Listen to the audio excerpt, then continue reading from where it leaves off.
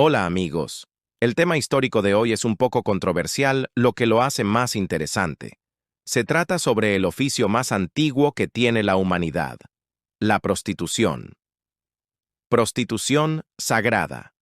La prostitución sagrada, también conocida en los estudios modernos como prostitución del templo, constituye uno de los temas más fascinantes y polémicos en la historia de las prácticas religiosas de la antigüedad.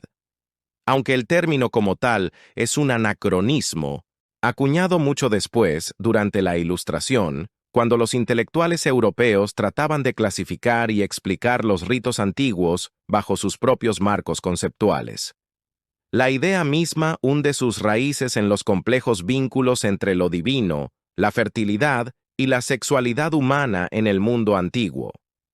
Para comprender este fenómeno, es necesario situarlo en el corazón de las culturas que veían en la reproducción, ya fuera de animales, de cultivos o de seres humanos, la garantía misma de la supervivencia.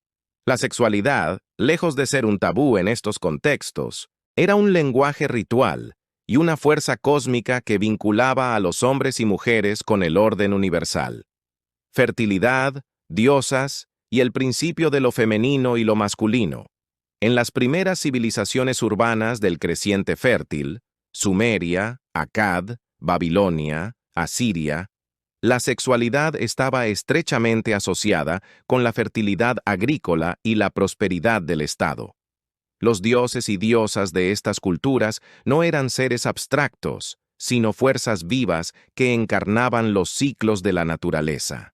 La fecundidad de la tierra, la abundancia de las cosechas y la multiplicación del ganado eran consideradas bendiciones otorgadas por entidades divinas, muchas veces representadas en parejas complementarias, lo masculino y lo femenino en eterno diálogo.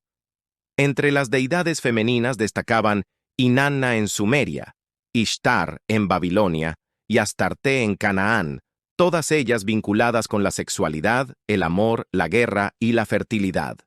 En Egipto se veneraba a Hathor e Isis, en Anatolia a Cibeles, en Grecia a Deméter y Afrodita, y en Roma a Venus. Lo común a todas ellas era la convicción de que la unión sexual, ya fuera entre humanos o representada simbólicamente en rituales, podía evocar y reforzar el poder creativo de estas diosas.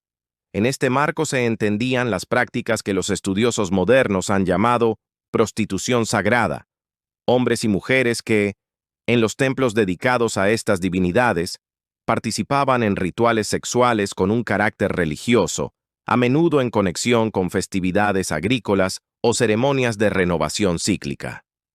El hieros gamos, el matrimonio sagrado. Uno de los ejemplos más citados es el hieros gamos, o matrimonio sagrado, practicado en la antigua Sumeria.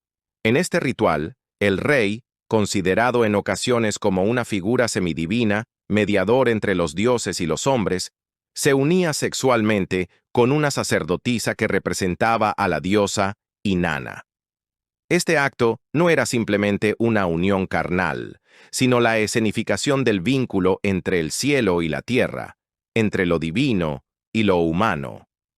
La copulación garantizaba, en el plano simbólico, la fertilidad de los campos y la continuidad de la prosperidad del pueblo. Los himnos sumerios describen estos ritos con un lenguaje poético cargado de erotismo, en el que la sexualidad del rey es celebrada como una fuerza capaz de renovar el orden cósmico. Algunos textos aluden incluso a que, tras el acto ritual, el rey debía demostrar su virilidad compitiendo en carreras o ejercicios físicos, lo que reforzaba la idea de que su cuerpo encarnaba la vitalidad del reino.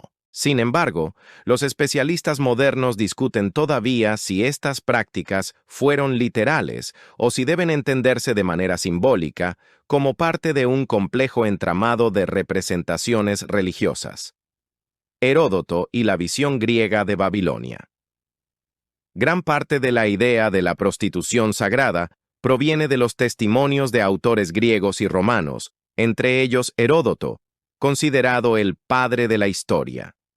En el siglo V a.C., al describir las costumbres de Babilonia, escribió que todas las mujeres debían al menos una vez en la vida, acudir al templo de Afrodita, Ishtar, en versión babilónica, y tener relaciones con un extranjero.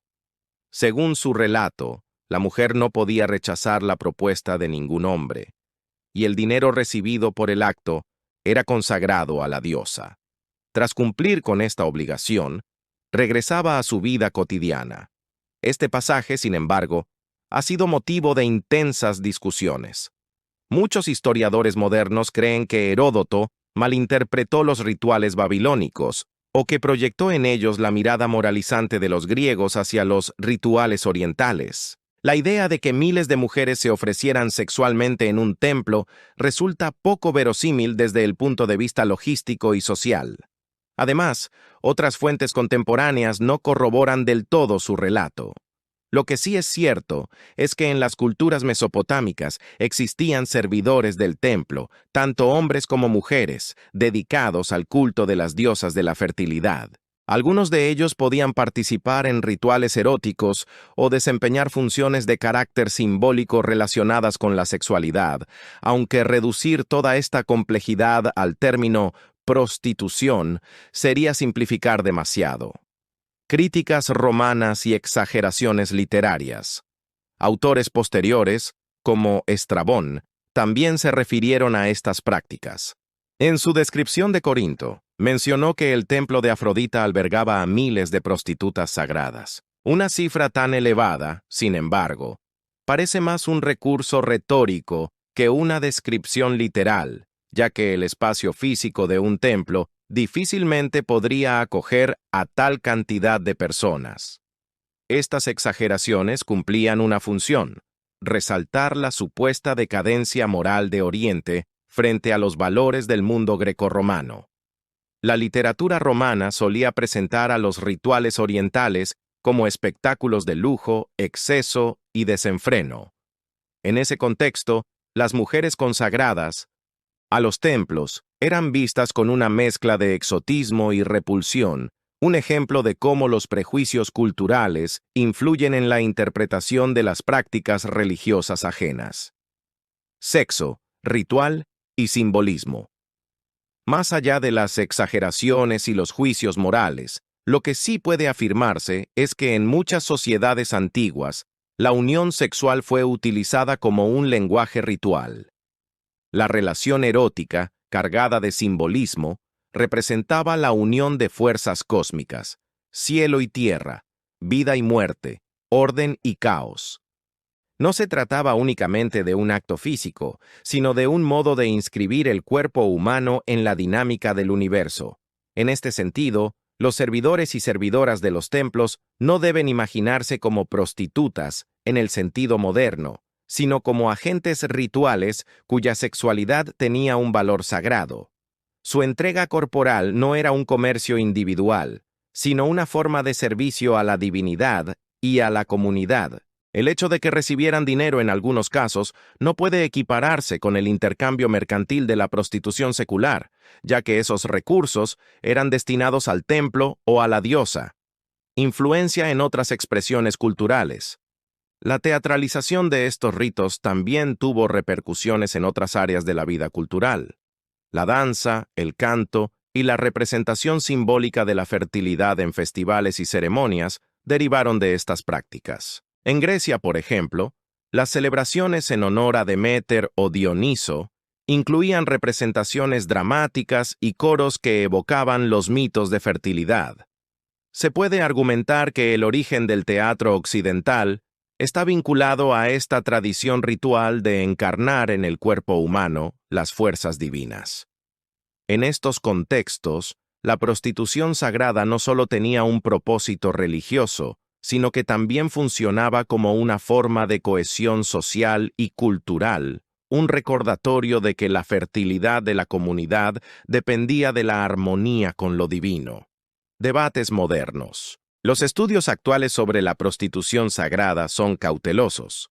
Autores como Stephanie Boudin han argumentado que gran parte de lo que se creía sobre esta práctica es un mito construido a partir de malas interpretaciones de fuentes antiguas. Para Boudin y otros investigadores, La noción de que miles de mujeres sirvieran sexualmente en templos es una construcción orientalista de época moderna, más que una realidad histórica. Sin embargo, otros especialistas defienden que, aunque no se tratara de una prostitución masiva como la descrita por Heródoto o Estrabón, sí existieron rituales eróticos de carácter religioso y sacerdotes o sacerdotisas que los practicaban en determinados contextos. El debate, en última instancia, refleja la dificultad de aplicar categorías modernas como prostitución a sociedades en las que la sexualidad tenía un valor muy distinto. Para los antiguos, el cuerpo humano era un vehículo de lo sagrado, y el acto sexual una metáfora poderosa del ciclo vital. El Antiguo Egipto. La prostitución en el Antiguo Egipto es un tema envuelto en misterio. A diferencia de Mesopotamia o Roma, donde los testimonios literarios y legales son abundantes, Egipto nos dejó pocas referencias directas a esta práctica. Sin embargo, los silencios también hablan. Permiten entrever cómo la sociedad egipcia concebía la sexualidad, el matrimonio y la posición de la mujer en un marco cultural muy distinto al de sus vecinos. Lo que sí sabemos es que, en el Valle del Nilo, la sexualidad estaba integrada en la vida cotidiana, en la religión y en el arte, sin la carga de tabú moral que más tarde impondrían el judaísmo y el cristianismo. Sexualidad y vida cotidiana en Egipto. Egipto fue una de las civilizaciones más longevas y estables de la antigüedad. Durante más de 3 milenios, sus habitantes vivieron bajo un sistema político, religioso y social que giraba en torno al orden cósmico, la Ma'at, el equilibrio universal. Dentro de ese marco, la sexualidad era vista como una fuerza natural, vinculada a la creación y al mantenimiento de la vida. Las imágenes de tumbas y templos muestran a hombres y mujeres disfrutando de banquetes, música, danza y vino. La sensualidad formaba parte de la celebración de la vida. Los poemas amorosos del Imperio Nuevo son uno de los testimonios más explícitos del mundo antiguo. Hablan de besos, de cuerpos deseados, de encuentros apasionados. No era una sociedad que ocultara el deseo, sino que lo reconocía como parte fundamental de la experiencia humana. En este contexto, es lógico que existiera la prostitución, aunque no siempre sea fácil distinguirla de otras formas de entretenimiento y compañía. Bailarinas, músicas y cantantes. En muchas representaciones artísticas egipcias, aparecen mujeres tocando instrumentos, cantando y danzando en banquetes. A menudo están acompañadas de vino, flores de loto y escenas de alegría desbordante. Estas artistas eran contratadas para animar fiestas privadas o celebraciones religiosas. No obstante, las fuentes no aclaran si estas mujeres eran simplemente músicas profesionales o si también ofrecían servicios sexuales. Algunos papiros sugieren que la frontera entre el entretenimiento y la prostitución era difusa. Lo cierto es que la mujer egipcia gozaba de más derechos que en otras culturas. Podía poseer propiedades, heredar, firmar contratos y presentarse ante los tribunales. Esa autonomía pudo haber dado lugar a mujeres que se ofrecían libremente como acompañantes, más allá del simple ocio. Belleza y erotismo, pelucas, vestidos y tatuajes. La cultura egipcia valoraba enormemente la apariencia física. Pelucas de distintos estilos, maquillaje para ojos, el famoso col, perfumes, aceites aromáticos y vestidos de lino translúcido realzaban la sensualidad del cuerpo. Algunos frescos muestran mujeres con vestidos tan finos que apenas cubren la piel, sugiriendo un ideal de belleza ligado a la transparencia y la exhibición. Los tatuajes también formaban parte de esta estética. Hallazgos arqueológicos han descubierto cuerpos momificados de mujeres con símbolos tatuados en la zona de los muslos y el vientre, probablemente asociados a la fertilidad o a funciones rituales. Estas marcas podrían haber tenido también una connotación erótica, especialmente en mujeres dedicadas a la música o la danza. Todo esto refuerza la idea de que, en Egipto, la sexualidad no era reprimida, sino celebrada como parte de la vida y de la sacralidad del cuerpo. El matrimonio y la monogamia, a diferencia de otras culturas, en Egipto no existía una ceremonia formal de matrimonio. Cuando una pareja decidía vivir junta, ya era reconocida socialmente como unida. El contrato matrimonial, en caso de existir, solía ser de carácter económico. Especificaba la dote, los bienes compartidos y los derechos de la mujer en caso de separación. La monogamia era lo esperado en la mayoría de la población, aunque los faraones y las élites podían tener múltiples esposas o concubinas por razones políticas. Dentro de este marco, la prostitución ocupaba un espacio marginal, pero no necesariamente condenado como pecado. Más bien, se consideraba un oficio tolerado, en paralelo a la vida matrimonial estable. Prostitución y templos. A diferencia de Mesopotamia, no hay pruebas claras de que existiera en Egipto algo equivalente a la prostitución sagrada. Aunque los templos eran centros de poder económico y cultural, sus servidores y servidoras no parecen haber tenido funciones sexuales ritualizadas. Algunos textos mencionan sacerdotisas de Hathor, diosa del amor y la música, o de Isis, asociada a la maternidad y la magia, pero no las presentan como prostitutas.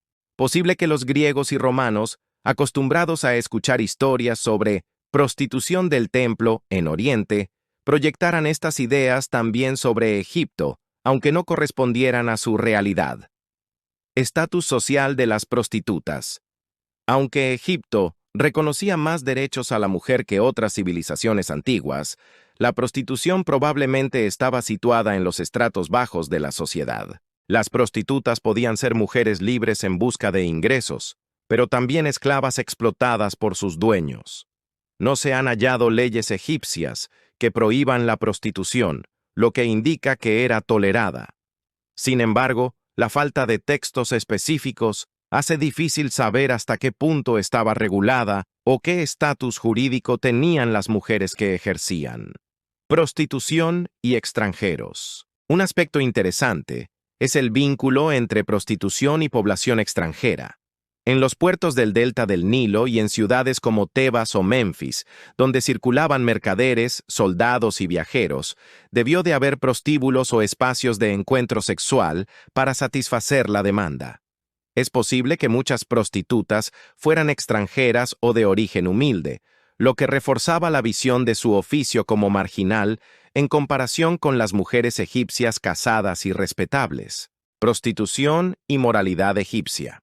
A diferencia del judaísmo, que consideraba la prostitución como una transgresión a los códigos familiares, o del cristianismo, que la demonizó como pecado de lujuria, los egipcios no parecen haberla estigmatizado de manera radical.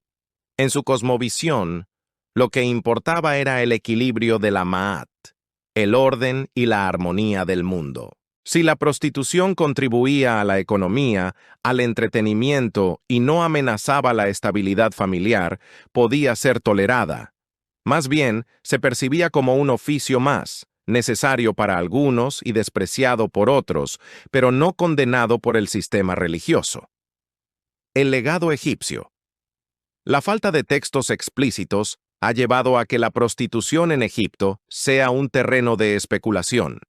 Sin embargo, lo que podemos deducir es significativo. La mujer gozaba de más autonomía que en otras culturas, lo que pudo facilitar la existencia de prostitutas independientes. La sensualidad estaba integrada en la vida cotidiana, el arte y la religión. La prostitución no aparece ligada al pecado, sino a un oficio marginal pero aceptado. En comparación con Mesopotamia o Roma, Egipto se muestra como una sociedad menos obsesionada con controlar la sexualidad. Para los egipcios, el cuerpo era parte del orden cósmico y el deseo, una fuerza vital que debía celebrarse y canalizarse, no reprimir. El judaísmo de la antigüedad. El judaísmo antiguo marcó un giro decisivo en la concepción de la prostitución y, en general, de la sexualidad. A diferencia de Mesopotamia y Egipto, donde la unión erótica podía entenderse como fuerza cósmica o como parte del goce de la vida, en la tradición israelita el sexo quedó fuertemente regulado por la ley. La Torá y los textos proféticos colocaron la prostitución en el terreno de lo prohibido, vinculándola no solo con la inmoralidad, sino con la idolatría, es decir, con la traición al Dios único de Israel. Una cultura marcada por la alianza. El pueblo de Israel se configuró a partir de un pacto sagrado con Yahvé. Este Dios, celoso y exclusivo, exigía fidelidad absoluta. A diferencia de las religiones politeístas vecinas, donde los dioses representaban fuerzas naturales y a menudo se mezclaban en rituales sexuales, Yahvé se presentó como trascendente, sin pareja ni complemento femenino. Esta visión transformó la manera de pensar la sexualidad. El acto sexual quedó subordinado al matrimonio y a la reproducción, y toda actividad sexual fuera de ese marco fue vista con sospecha. La prostitución, por tanto, no solo era un pecado personal, sino una amenaza al orden de la comunidad y a la santidad de Israel. La Torá y la prohibición. Los textos legales del Pentateuco ofrecen numerosas referencias a la prostitución. En Deuteronomio 23, 17, 18 se lee: «No haya prostituta de las hijas de Israel, ni haya sodomita de los hijos de Israel. No traerás la paga de una prostituta, ni el precio de un perro a la casa de Yahvé tu Dios por ningún voto, porque ambos son abominación». Aquí se prohíbe de manera explícita tanto la prostitución femenina como la masculina, asociada muchas veces a prácticas rituales extranjeras. Además, se condena el uso de las ganancias de la prostitución para ofrendas religiosas, cortando toda posible conexión entre sexo y culto divino. En Levítico 19:29 aparece otra advertencia: «No profanes a tu hija haciéndola prostituir, para que no se prostituya la tierra y se llene de maldad». La prostitución es vista no solo como una mancha individual, sino como una contaminación del territorio mismo. El cuerpo de la mujer se convierte en un símbolo del pueblo, y prostituirlo equivale a traicionar la pureza de la comunidad. Prostitución e idolatría. Uno de los aspectos más llamativos del judaísmo es la asociación constante entre prostitución e idolatría. Los profetas utilizan la imagen de la prostituta para denunciar la infidelidad de Israel hacia Yahvé. Oseas compara al pueblo con una esposa infiel que corre tras otros amantes, es decir, tras otros dioses. Ezequiel dedica capítulos enteros, 16 y 23, a describir a Jerusalén y Samaria como prostitutas que se entregan a Asiria, Egipto y Babilonia. Sus palabras son gráficas y duras, cargadas de erotismo y violencia simbólica. En esta retórica profética, la prostitución es metáfora de la apostasía. Dejar a Yahvé por los ídolos equivale a dejar al esposo por amantes adúlteros. El sexo se convierte en lenguaje para hablar de religión, y la prostituta encarna la máxima traición espiritual. Historias de prostitutas en la Biblia. A pesar de las prohibiciones, varias figuras femeninas asociadas a la prostitución aparecen en la Biblia. Rahab, la prostituta de Jericó, Josué 2, es un personaje clave. Protege a los espías israelitas, miente a sus autoridades y gracias a su fe en Yahvé, se salva junto con su familia cuando la ciudad cae. Sorprendentemente, Rahab no es condenada por su oficio, sino alabada por su fe. Incluso aparece en la genealogía de Jesús en el Evangelio de Mateo, lo que muestra un matiz más complejo de la tradición. Tamar, Génesis 38, se disfraza de prostituta para engañar a su suegro Judá y así obtener descendencia, después de que él le negara su derecho al levirato. El relato, lejos de condenarla, muestra a Judá reconociendo su justicia. Estas historias sugieren que, aunque la prostitución era prohibida, las narraciones bíblicas podían presentar prostitutas como instrumentos de la providencia divina. Prostitución masculina. La Biblia también hace referencia a los Kedeshim, varones vinculados a cultos extranjeros, a menudo traducidos como prostitutos sagrados. En Primera Reyes 14:24 y Don Reyes 23:7 se denuncia la presencia de estos hombres en los templos. Su existencia confirma que Israel estaba en contacto constante con prácticas sexuales ritualizadas de sus vecinos, lo que reforzaba la necesidad de diferenciación, estigma y realidad social. Aunque la ley condenaba la prostitución, su existencia es innegable. El mismo hecho de que la Torá legisle al respecto demuestra que el fenómeno estaba presente. Las ciudades cananeas, los intercambios comerciales y la pobreza favorecían la aparición de mujeres y hombres que vendían su cuerpo.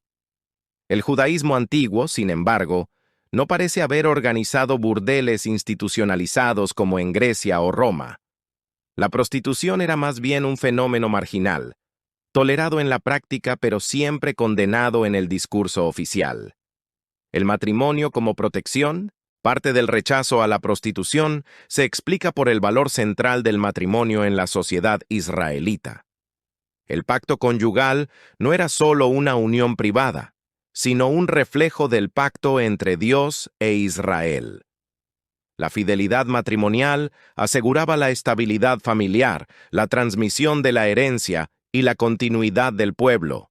Por eso las mujeres que quedaban fuera de ese marco, viudas extranjeras, pobres, eran las más vulnerables a terminar en la prostitución. El rechazo legal y religioso a su oficio no necesariamente implicaba medidas para protegerlas, lo que acentuaba la marginalidad de estas mujeres.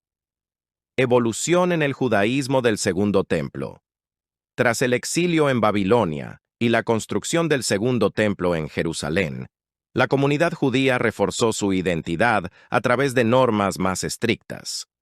Los escribas y sacerdotes endurecieron la separación respecto a los pueblos vecinos, y la prostitución siguió siendo vista como un símbolo de contaminación. Los libros deuterocanónicos y escritos posteriores, como los de Filón de Alejandría, muestran un creciente énfasis en la pureza sexual. En este periodo, el estigma hacia las prostitutas se consolidó y su marginación se hizo más profunda. Significado cultural. El judaísmo antiguo transformó la manera de pensar la prostitución en Occidente. Al asociarla con idolatría y pecado, colocó la sexualidad en un marco moral rígido que influiría directamente en el cristianismo y, más tarde, en la tradición islámica. Mientras que en Egipto o Mesopotamia la prostitución podía ser una práctica tolerada o incluso ritualizada, en Israel se convirtió en el símbolo de la máxima infidelidad, tanto personal como colectiva. Este cambio conceptual dejó una huella duradera. La visión de la prostituta como encarnación del pecado y la desviación moral tiene raíces profundas en los textos bíblicos. Conclusión. El judaísmo de la antigüedad no eliminó la prostitución, pero la convirtió en un problema moral y religioso de primer orden.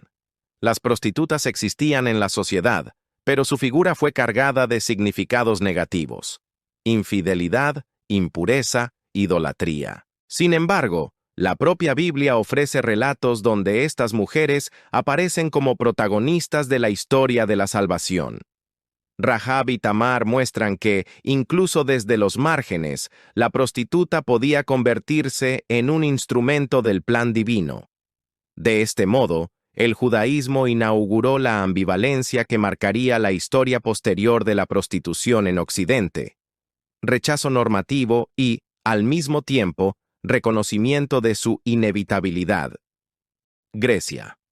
La antigua Grecia ocupa un lugar especial en la historia de la prostitución. Fue la primera civilización occidental en institucionalizarla, regularla y hasta celebrarla en ciertos contextos. Mientras que en el judaísmo la prostituta encarnaba el pecado y la idolatría, en Grecia podía ser vista como una figura culturalmente relevante, protagonista de la vida social, económica y artística. Eso sí, la visión no era homogénea. Coexistían el desprecio hacia las prostitutas comunes y la fascinación por las cortesanas cultas que influían en la política y el arte. La legalización de la prostitución, según la tradición, el legislador Solón siglo VI a.C., fue quien reguló oficialmente la prostitución en Atenas. Se cuenta que estableció burdeles públicos, conocidos como dicteria, para ofrecer un servicio accesible a todos los ciudadanos varones. Las tarifas eran muy bajas, lo que convirtió la prostitución en un fenómeno masivo y al mismo tiempo controlado por el Estado. Los ingresos de los dicteria no eran despreciables. De hecho, parte de los impuestos recaudados a las prostitutas y proxenetas fueron destinados a la construcción de templos, entre ellos el famoso Afrodite Pandemos, en honor a la diosa del amor popular. Así, la prostitución pasó a formar parte del sistema económico y religioso ateniense. Categorías de prostitutas. En Grecia, existían diferentes tipos de prostitutas, según su estatus y funciones. Pornai eran las prostitutas comunes, de burdel o calle. Generalmente esclavas o extranjeras, ofrecían servicios por precios muy bajos. Su trabajo estaba regulado y vigilado por los proxenetas. Dicteriades trabajaban específicamente en los burdeles públicos fundados por Solón. Estaban en el estrato más bajo y eran objeto de burla y desprecio social. Auletrides, músicas y bailarinas contratadas para banquetes. Aunque su papel principal era el entretenimiento artístico, muchas veces ofrecían también favores sexuales. Hetairas, las cortesanas de lujo, que ocupaban un lugar especial en la cultura griega. A diferencia de las pornai, las hetairas podían ser mujeres libres, cultas y sofisticadas. Su función no se reducía al sexo. Ofrecían compañía intelectual, conversación, música y danza. El mundo de las hetairas fueron quizá el fenómeno más singular de la prostitución griega. Su papel superaba al de meras acompañantes. Eran mujeres instruidas, capaces de discutir filosofía, poesía y política con los hombres más influyentes de su tiempo. La más célebre fue Aspasia de Mileto, compañera de Pericles. No solo compartió la vida del estadista, sino que se le atribuye influencia en sus discursos y en el clima intelectual de Atenas durante el siglo V a.C. Algunos la acusaron de corromper a la juventud y de manipular la política, prueba de la fascinación y el temor que podía despertar una mujer culta en un mundo dominado por hombres. Las hetairas, aunque excluidas de la ciudadanía y del matrimonio respetable, disfrutaban de una libertad desconocida para las mujeres atenienses honorables, cuya vida quedaba reducida al hogar. Podían gestionar sus propios ingresos, viajar y participar en simposios, algo vetado a las esposas legítimas. Prostitución y simposios. El simposio era una institución central en la vida griega, un banquete masculino con vino, música, poesía y conversación.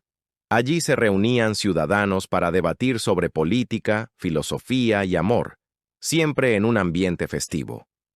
Las mujeres respetables estaban excluidas de estos eventos.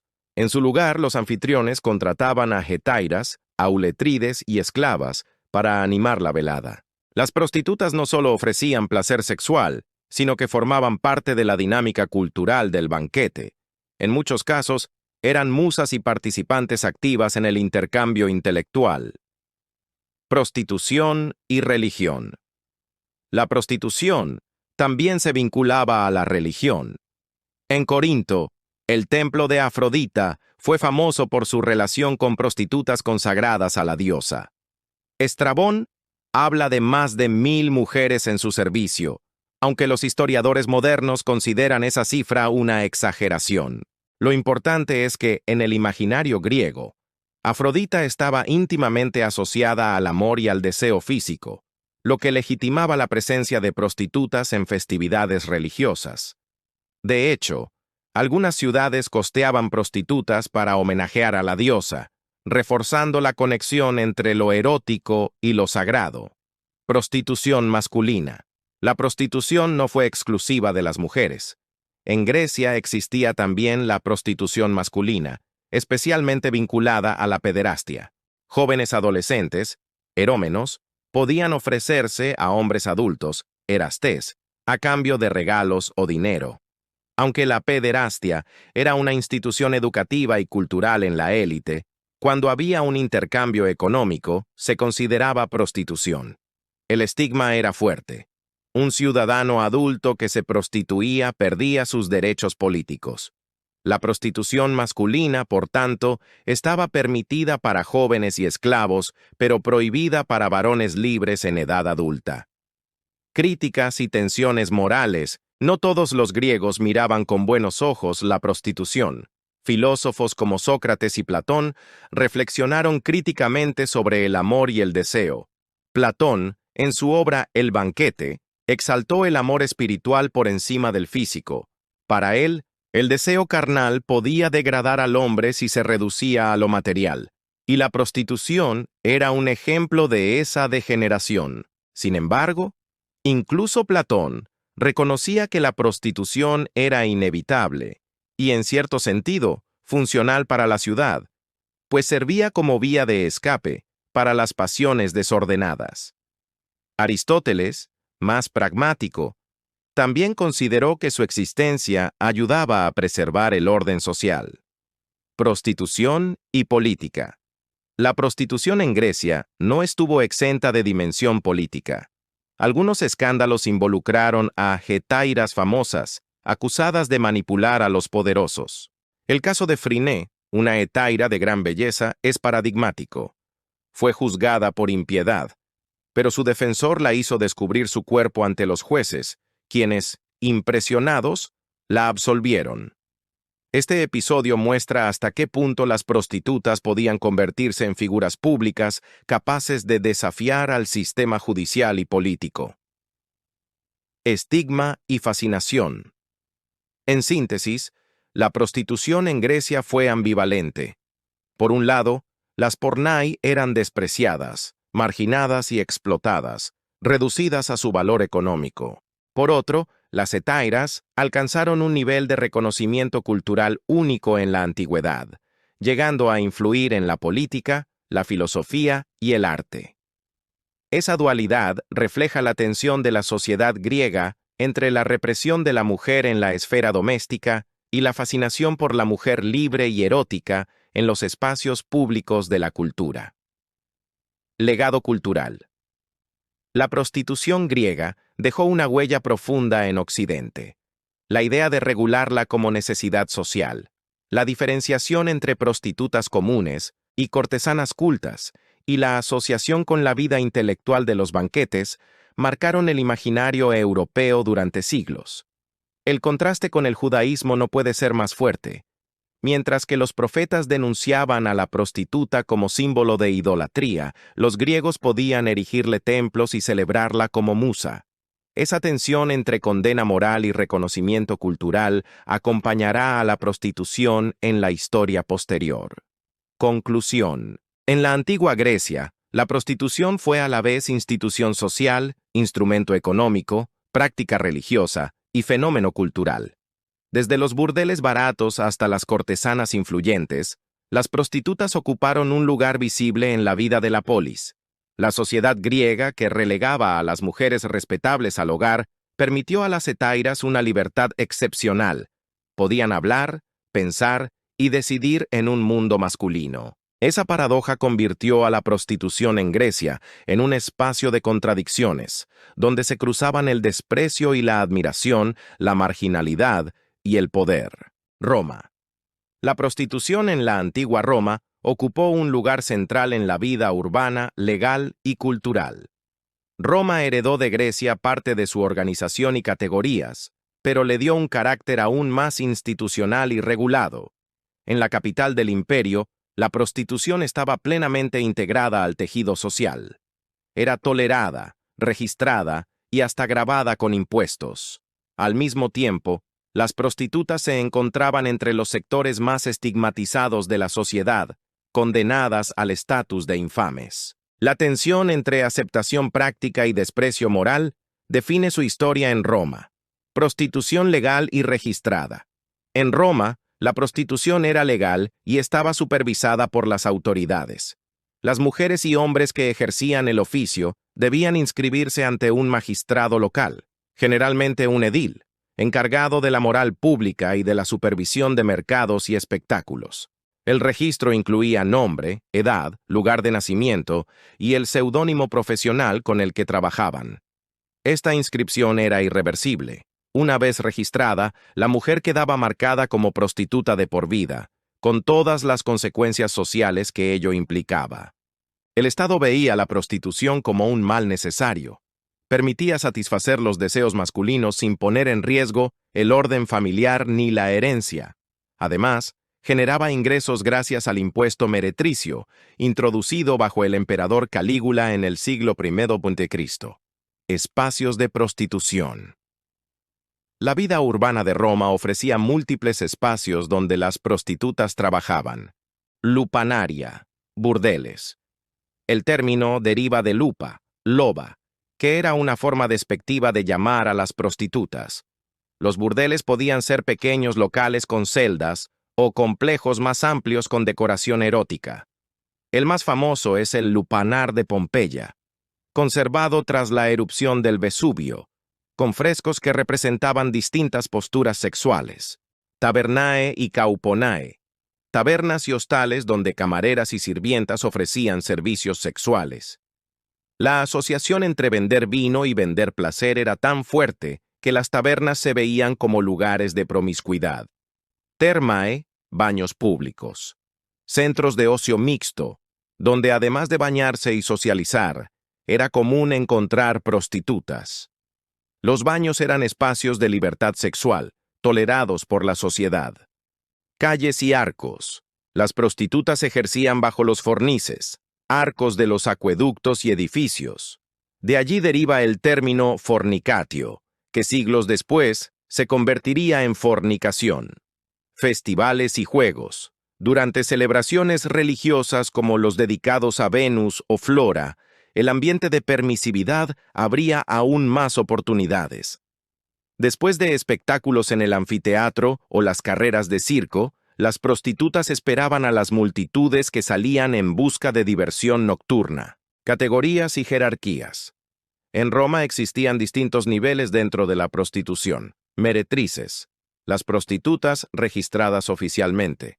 Lupae, las de burdel o calle, de bajo estatus. Famosae, cortesanas conocidas, a menudo actrices o bailarinas, que combinaban el placer con el entretenimiento. Scorta, término genérico para prostitutas, frecuentemente usado de forma peyorativa. Concubinas. Aunque no eran prostitutas en sentido estricto, muchas mujeres que vivían con un hombre sin matrimonio legal eran vistas en esta categoría liminal. En los estratos más altos estaban las cortesanas de lujo, comparables a las hetairas griegas. Estas mujeres cultivadas podían ser amantes de políticos influyentes. Volumnia Citeris, actriz y compañera de Marco Antonio, es un ejemplo. También Precia, que tuvo relaciones con Pompeyo y otros políticos, fue célebre por su influencia. En el otro extremo, las prostitutas esclavas eran consideradas simple propiedad, y sus amos podían explotarlas libremente. El estigma de la infamia. A pesar de su legalidad, la prostitución estaba marcada por el concepto de infamia. Quien se registraba como prostituta perdía ciertos derechos civiles, no podía testificar en tribunales ni casarse con hombres de la élite. Los romanos consideraban que la prostituta había perdido su pudicitia, castidad honrada, virtud esencial de la mujer ciudadana. El desprecio se reflejaba en la vestimenta. Algunas fuentes señalan que las prostitutas debían usar togas de colores vivos, sin túnica debajo, para distinguirse de las matronas, que vestían con sobriedad. Aunque no está del todo claro si fue un mandato oficial o una costumbre social, la idea de marcar a las prostitutas como diferentes era recurrente. Prostitución masculina. La prostitución no fue exclusiva de las mujeres.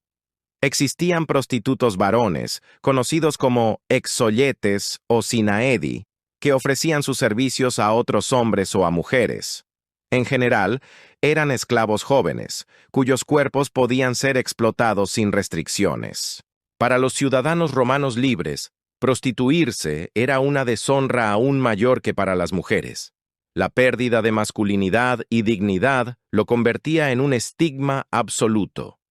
Solo los esclavos o libertos podían dedicarse a ello sin consecuencias legales, aunque nunca escapaban al desprecio social. Erotismo y arte. La sexualidad explícita formaba parte de la vida pública romana. Los frescos de Pompeya muestran escenas sexuales sin tapujos, tanto en burdeles como en baños. Lejos de ser considerados obscenos, estos motivos tenían funciones prácticas, anunciar servicios, o simbólicas, atraer fertilidad y prosperidad. Los poetas latinos reflejaron también la realidad de la prostitución. En obras de Horacio, Ovidio, Petronio y Juvenal, las prostitutas aparecen como personajes recurrentes, objeto de deseo, burla o crítica moral. En el Satiricón de Petronio, la prostitución se mezcla con el desenfreno de banquetes y orgías, pintando un retrato decadente de la sociedad romana. Prostitución y religión. La relación entre prostitución y festivales religiosos era estrecha. Durante las fiestas de Flora, por ejemplo, se relajaban las normas sociales. Las mujeres bebían, bailaban desnudas, y las prostitutas se mezclaban con las matronas, borrando temporalmente las jerarquías. El culto a Venus también incluía rituales vinculados a la sexualidad y a la fertilidad. En estas ocasiones, la prostitución se veía casi legitimada como parte del homenaje a la diosa del amor. Críticas morales. Aunque aceptada, la prostitución no estuvo exenta de críticas. Moralistas como Séneca advertían sobre los excesos del deseo, mientras que los satíricos ridiculizaban la dependencia de los hombres respecto a prostitutas. El contraste era evidente. Los romanos necesitaban a las prostitutas para mantener el orden social, pero al mismo tiempo las despreciaban. Esta contradicción fue señalada siglos después por San Agustín, quien diría que sin prostitutas, los hombres corromperían a sus esposas. Prostitución y política imperial. Algunos emperadores dejaron huella en la historia de la prostitución. Calígula no solo impuso el impuesto meretricio, sino que también se decía que utilizaba el palacio imperial como prostíbulo, con mujeres nobles obligadas a ejercer. Nerón, por su parte, organizaba banquetes donde las prostitutas eran parte esencial de los excesos. Con el cristianismo, sin embargo, la visión comenzó a cambiar. Aunque durante siglos la prostitución siguió existiendo en Roma y Constantinopla, las autoridades cristianas la asociaron cada vez más al pecado. Conclusión. La prostitución en Roma fue una institución legal, organizada y omnipresente, que atravesaba todos los estratos de la sociedad. Desde las esclavas explotadas en burdeles hasta las cortesanas influyentes que acompañaban a los políticos, las prostitutas formaban parte del entramado urbano, económico y cultural del imperio. Pero su integración práctica convivía con la infamia moral. Aunque necesarias, eran despreciadas. Aunque toleradas, eran marcadas como indignas. Esta paradoja es la esencia de la prostitución en Roma, y en muchos sentidos, el legado que transmitió a la Edad Media y al pensamiento cristiano.